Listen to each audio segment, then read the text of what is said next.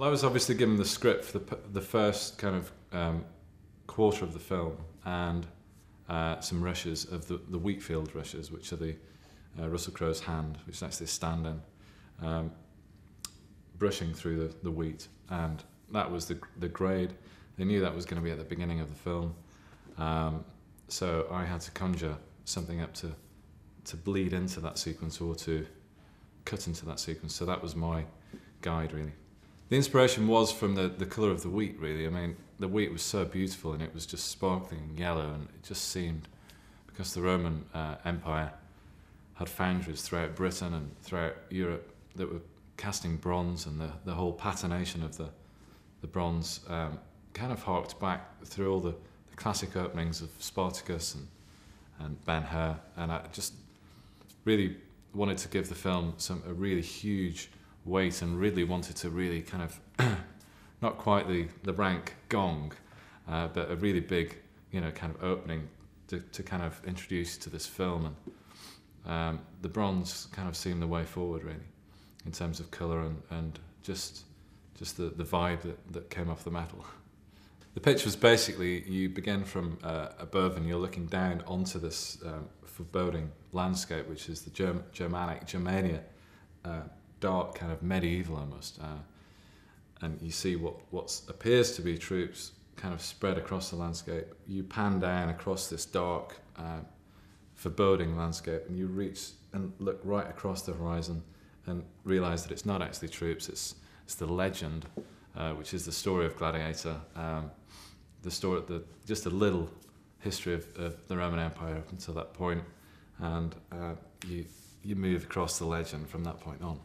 The typography, which was set using letterpress, which is like the traditional way of, but we had all the type beautifully set. So the original artwork was, it's not actually a Roman font, because a lot of people just assume Roman fonts with a serif, but this is actually a clean font, and it works really well, and especially when you're casting it in bronze, you needed that kind of punch, but you needed some history in it, so that was quite difficult in itself, just achieving the right balance with the typography. We employed an old letterpress typesetter to do that in London, so they're quite a rare breed to have designed it. So it had some real quality kind of inputs through the way. I remember going to Air Studios when Ridley and Hans were starting to record all the orchestras there, and producing this maquette on the table, and we got the director's viewfinder out and chose the lens, and we were, Ridley was kind of like, yeah, this is great, this is the right way, and we'll do the snake rather than, initially I suggested doing a straight run, which like the Star Wars is a straight run, but it made sense to kind of snake and weave. It was more interesting. We designed a paper maquette just to get the whole idea was based on depth of focus, really. So you waded through, and the focus distinguished the line of type naturally for the reader. On a TV screen, this is fairly small, but on a cinema, you've got the type, which is huge, and it kind of works. This was to be done on a Super Cyclops down in Shepperton, so it was a pre-recorded move, so the camera just repeated itself over and over. We could scatter dust, we could have blows to reveal the letters.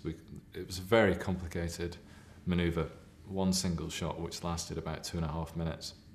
The paper maquette was the guide, really, to make this thing out of bronze, and to make a bronze piece like that. We locked down the legend, the information, and got all the paragraphs working, and then had to make males and females. The male is made out of plaster, then they make the female out of wax, and then it's a relief that's made out of sand, and then they pour the bronze on, and then bang. We made it in 4 sections, and then that was it. That was how it was made. So that's probably the beginning of December 1999, just before the end of the millennium. There was no editing involved, just finding the great takes. And I remember Ridley came in to review it in London on Boxing Day,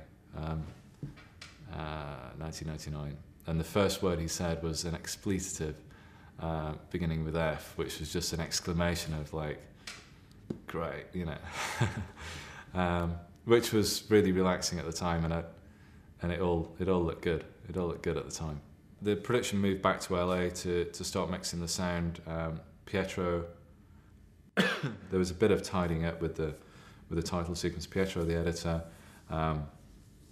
who was great on it, he, you know, started weaving it into the film, cutting it into the, you know, doing the cross dissolve into the hand, and then we started talking to Hans and Lisa Gerard to score it, which was a very simple. Well, it's the opening that opens the film now, and it was great. It just built to this crescendo. It's very moody, and it just bled into the grass, into the wheat perfectly. Well, the film was. They obviously hoped that it was going to have the success that it did, but on that side of the filmmaking process, a 2.5-hour film was got to come down, and this sequence was 2.5 minutes. And because it was a locked-off shot, there wasn't much that you could cut out of it to bring it down in time. Ridley kind of said, you know, in a future version it could feature, and I always kind of held that as a notion that maybe in a director's cut, you know, in 10 years down the line, it could come through, because the initial reactions from people were, you know, it was an epic opening, and you know, this is the finished print, which hopefully you'll all see, but it was there aren't. I think this is the only one finished from Mill Film. So I'm not bitter about it at all, because I did some really interesting things and projects after that with Ridley, which were great, on Hannibal and things. But yeah, it was very gutting. But whatever doesn't kill you makes you stronger. So that's what I got from it.